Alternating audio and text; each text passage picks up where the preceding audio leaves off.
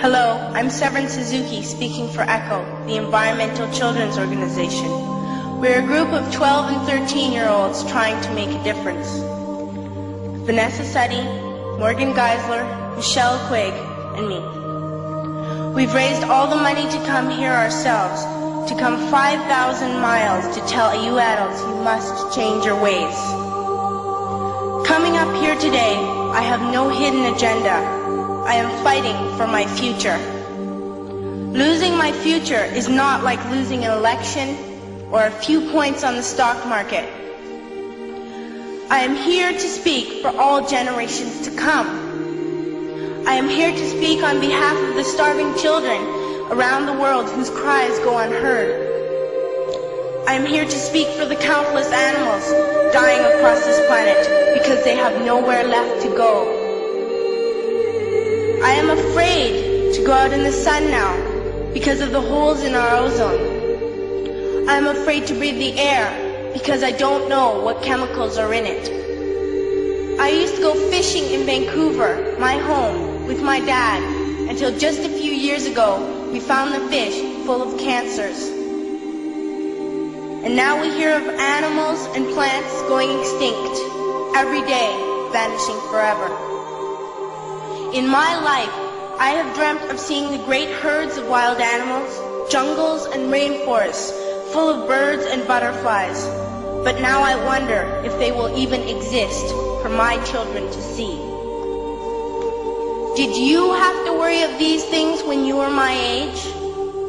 All this is happening before our eyes, and yet we act as if we have all the time we want and all the solutions. I'm only a child and I don't have all the solutions.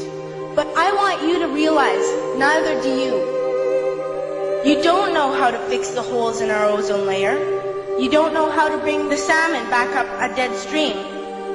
You don't know how to bring back an animal now extinct.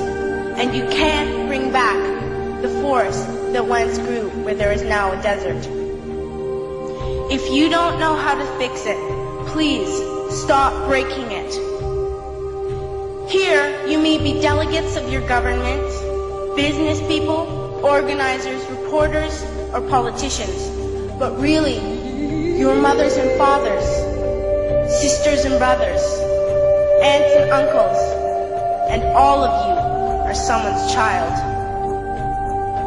I'm only a child, yet I know we are all part of a family, 5 billion strong, in fact 30 million species strong. And borders and governments will never change that. I'm only a child, yet I know we are all in this together and should act as one single world towards one single goal. In my anger, I am not blind, and in my fear, I am not afraid of telling the world how I feel. In my country, we make so much waste. We buy and throw away, and yet northern countries will not share with the needy. Even when we have more than enough, we are afraid to share.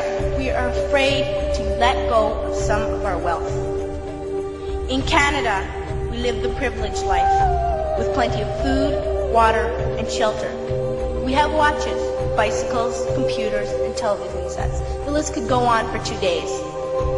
2 days ago, here in Brazil, we were shocked when we spent time with some children living on the streets. This is what one child told us. I wish I was rich. And if I were, I would give all the street children food, clothes, medicines, shelter, and love and affection. If a child on the streets who has nothing is willing to share, why are we who have everything still so greedy?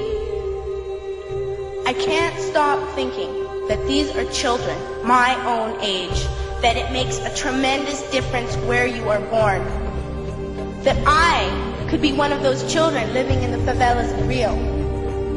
I could be a child starving in Somalia, or a victim of war in the Middle East, or a beggar in India. I am only a child, yet I know if all the money spent on war was spent on finding environmental answers, ending poverty, and finding treaties, what a wonderful place this earth would be. At school, even in kindergarten, you teach us how to behave in the world.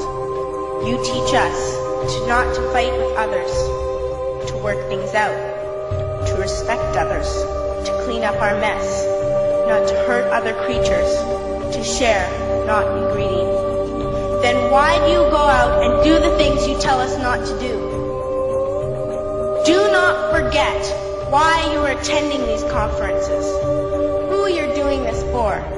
We are your own children. You are deciding what kind of a world we are growing up in.